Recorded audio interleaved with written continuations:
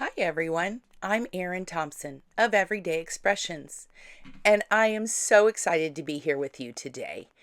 I am sharing some new holiday goodies from Picket Fence Studios' August 2024 release.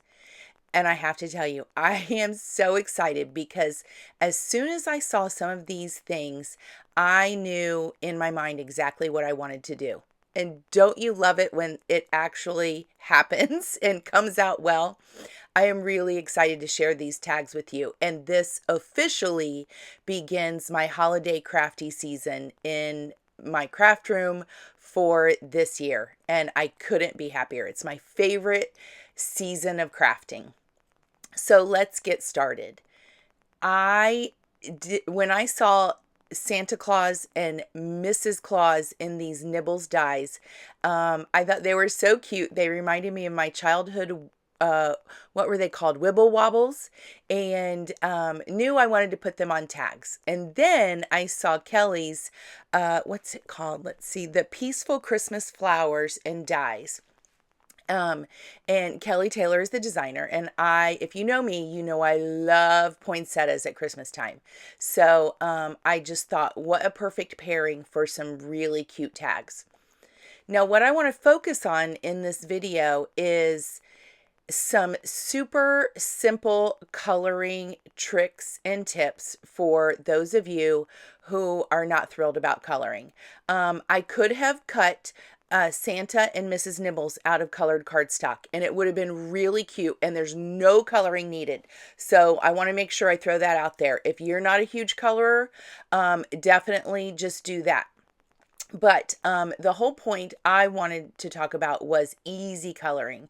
If you're a little bit intimidated or you don't color a lot, let's talk about some things to make your life easier. I'm using Copic markers. You could use Olos. You can use any type of alcohol marker you have. And these are just general tips. So the first thing is as you color red, I pretty much make it simple for myself. I normally choose R20 through R29s, and then I tend to add in, you'll see for the flower, one much darker color for a dramatic effect like R39.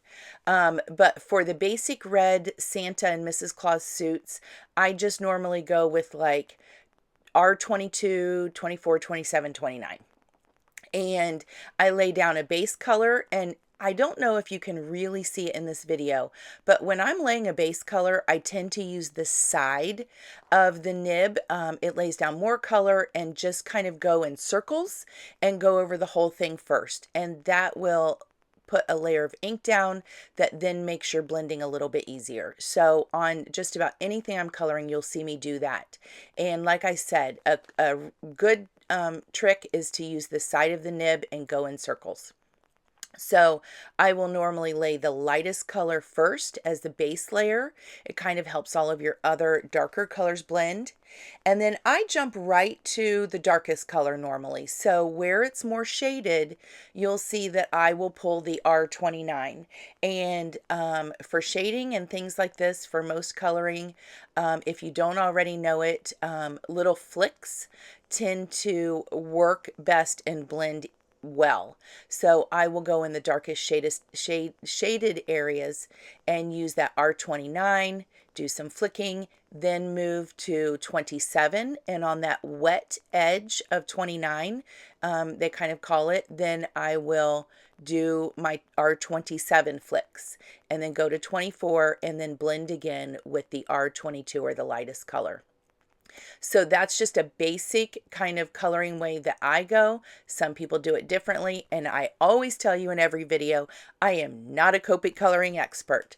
But this is what I do that works for me, and I think for a lot of beginner to intermediate colorers, it works pretty well.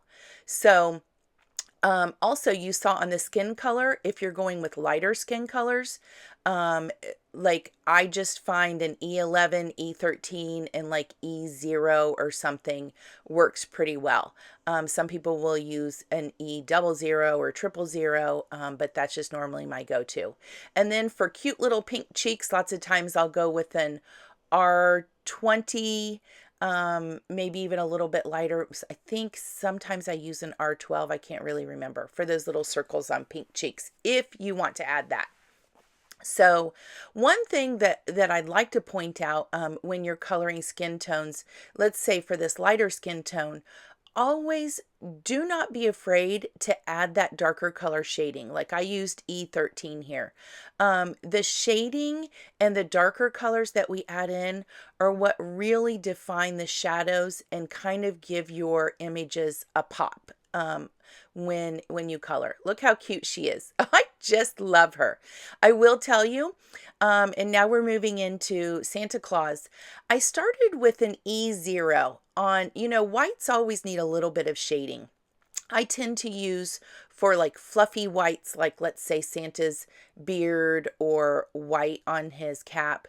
I will use cool grays. On most of my animals, I usually go to the warm grays. But let me tell you, here on Santa's beard and the white on his hat, I kind of made a mistake. And if I went back and did it again, I have to tell you, don't do what I did on here. My base layer is a cool, I think C0. I would not color the whole thing first in that base layer because I wanted my whites to pop out a little bit more. And I found when I took my pictures for you that the gray looked a little kind of gray, right? I mean, kind of dirty. And I wanted that white to be more sharp and contrasting white in pictures. So I really would like to go back and try these again, although they look great, in person, they're really cute, and they don't look as gray in person as they kind of came out in the pictures. But I'd like to try this again and maybe do Santa and Mrs. Claus in the colored cardstock, like I said, and just make our lives easier. I do like that this die cuts everything out all at once, and you don't lose any little bits and pieces of those dies or anything. But I'd like to try it with the colored cardstock and see how cute and simple that would be. But if I were coloring this again, I would not cover the entire white piece with the C0 first. It just came out looking a little dull. I would leave a lot of the white and just color the shaded areas. And so that was kind of a rookie mistake I made, and I don't want you to make that mistake because we want it to be a pretty cheery, bright white, right? So that's a good tip on that one. Also, I found when I tried to do Mrs. Claus's hair, if I tried to add in more gray kind of low lights, I just wasn't doing a very good job. So you'll see when you look at her and you look at Santa's beard, just a couple of quick flicks with like a C3 looked really good. I didn't even use C5 even though I showed it at first. So a little bit of less is more, I think, would have worked on the whites and the beards and everything here. So there's that for you. And then I will tell you one thing, because I wanted these to pop up off of my flower and not be adhered directly onto a card, I create a little piece for his eyes because the eyes do cut out and there would be nothing to adhere them to unless I added that white piece, a little piece behind. So what I went ahead and did, in a moment you'll see I trim a little piece of cardstock. Right here I'm doing that. I just color it black quickly with the side of that nib, and then I adhere it behind Santa so that his eyes are black then when you put it on there. Couple different ways we could have done that, but that was what came to mind right away, and that's how I did it because I want both of those images to be popped up off of my tag. I like lots of dimension, as you know, for my cards and especially tags and things like that. I think creating special tags and handmade tags for presents are definitely add something to a gift, whether it's a handmade gift or not. Adding cute little tags that are handmade as a little piece of art are very special for the recipient of your gift. So little background on why I always love to create tags.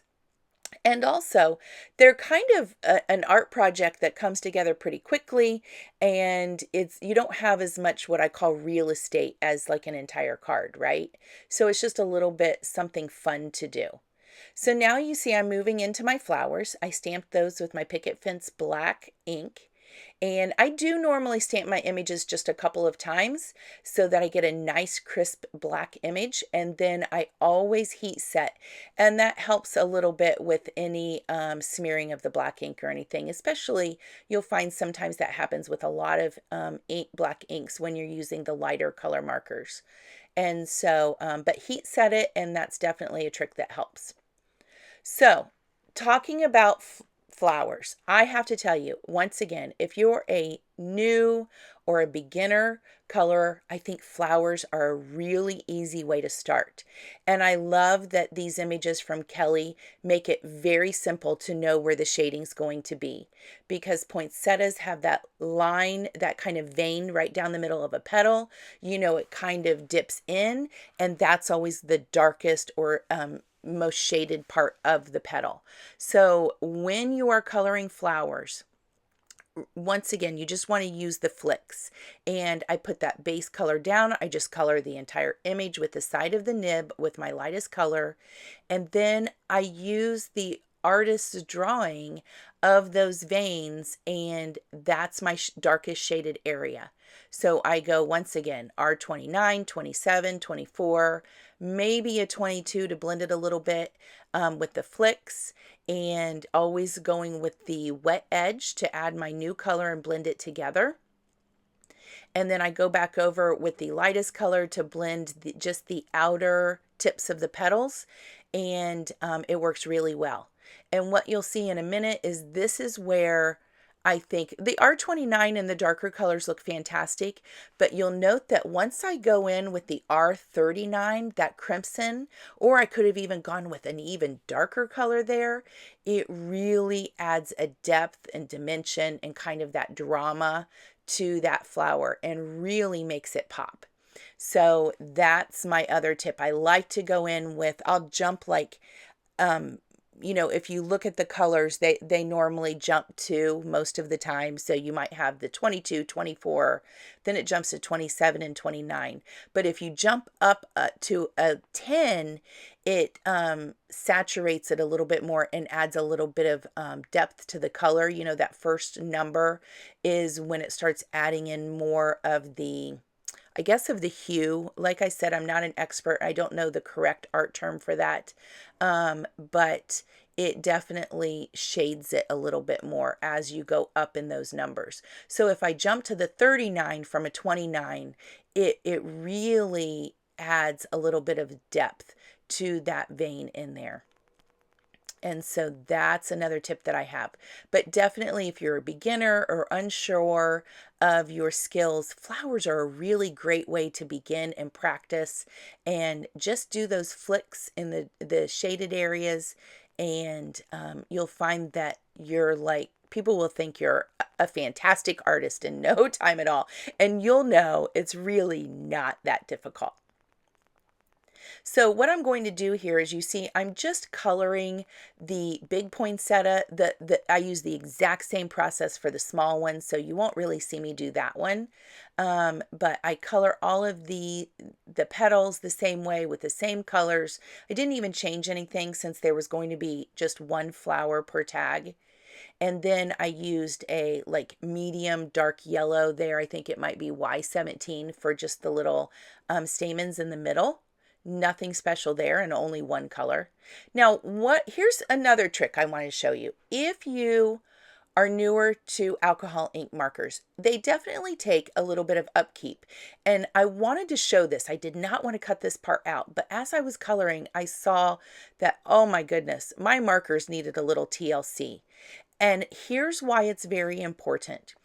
Your marker lids, and they're around the top part of the marker around the nib, get a lot of ink on them. And as it dries, it gets sticky. and it really builds up.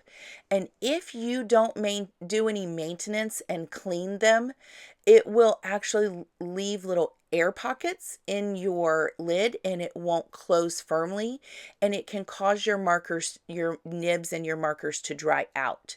So as I was coloring, I thought, oh my goodness, this is not a good example for everybody to show on how dirty and that my markers were. And so I left that in so that you could see that and know that important aspect of taking care of your markers. It's also a good time to refill them if you need it, and that would be a whole other little video. It doesn't take long, it's easy to do, but definitely, these markers are expensive, and you need to maintain them and care for them so that you're not investing in new ones more often. They should last quite a while. I do have a few that need to be replaced, but not too many right now.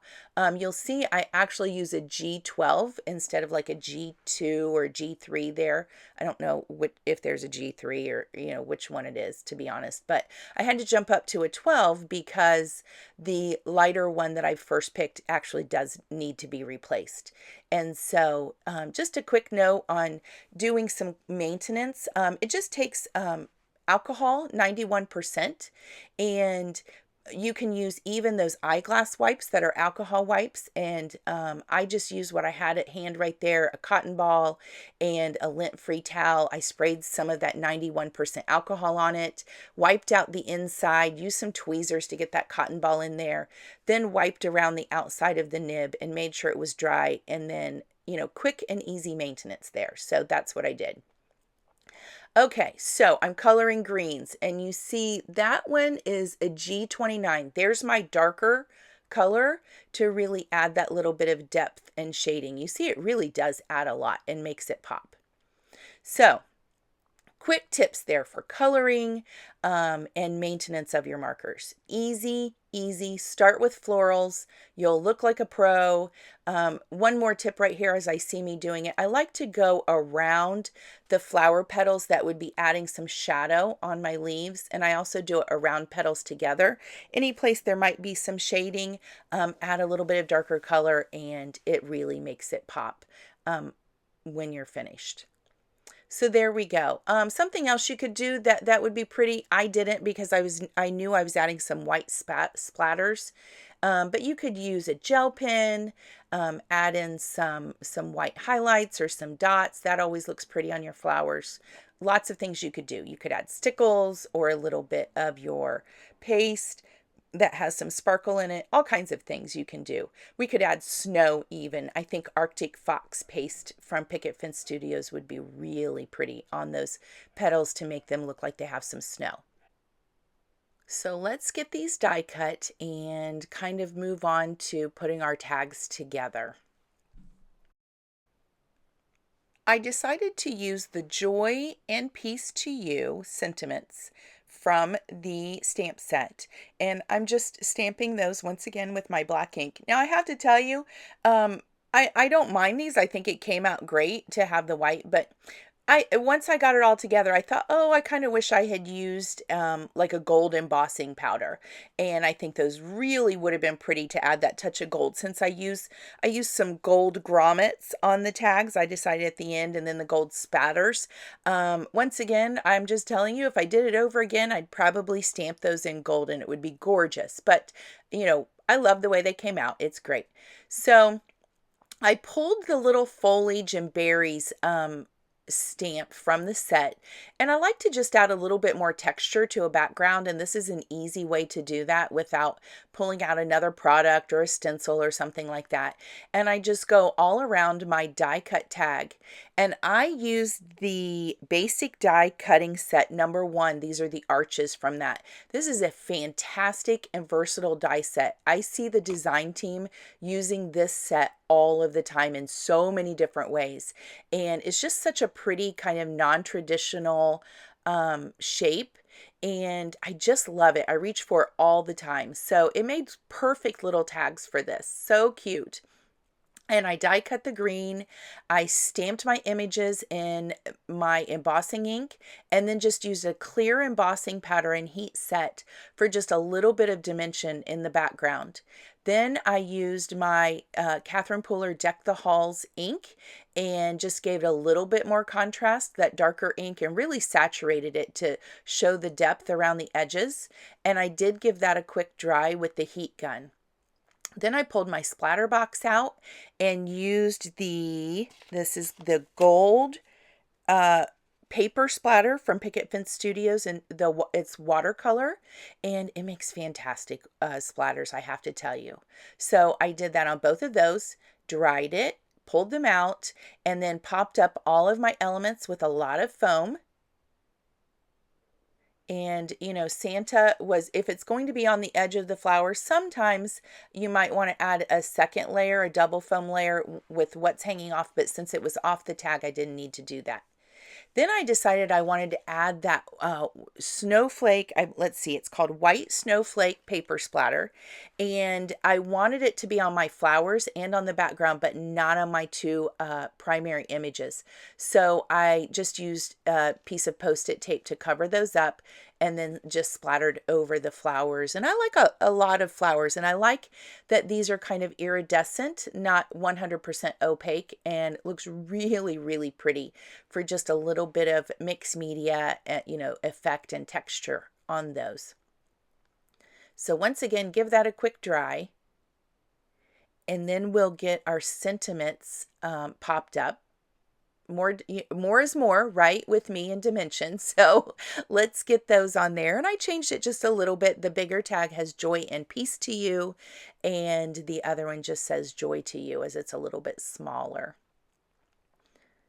And I like that these are individual images, and I can and that little ampersand, the and is in there. I love that. Lots of possibilities with the sentiments on this set.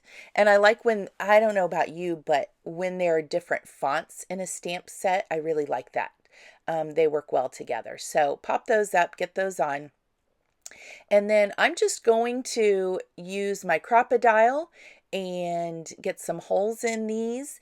And I pulled some really pretty red velvet ribbon from my, I add grommets too. Don't forget those. I like grommets on my tags. I think that extra little touch really, it finishes it, I think, really well. And you could just add the ribbon and that's fine, but I always add grommets to my tags. It finishes it. So add this ribbon, and there we go. What do you think? Let me know in the comments if you're a newer or a beginner colorer, and if you have any questions or how you feel about the process. Had you already heard all these tips? They're pretty basic. If you've kind of followed anybody who colors or any of the experts, it's nothing new. But thanks so much for joining me today, and I will see you again soon. Bye-bye, everyone.